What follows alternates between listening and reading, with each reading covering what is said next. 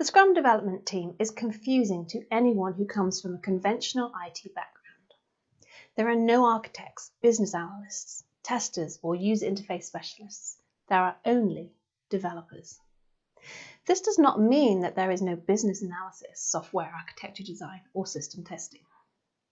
All the skills needed to complete the Scrum are there, but each team member is known as a developer while they're in the Scrum.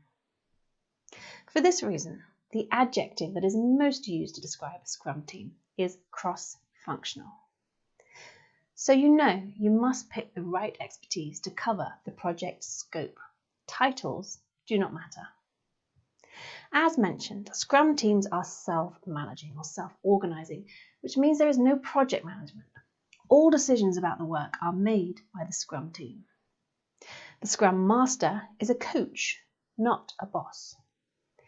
You have selected a team of 12 individuals who may have some personality clashes, but they have all the skill sets and experience you need for a successful project. Unfortunately, there is one more factor you have to take into account. Scrum teams should have 6 members, plus or minus 3. If this is a very large project, you will need to set up 2 or more Scrum teams, each with 6 members, plus or minus 3, and use an additional coordination mechanism.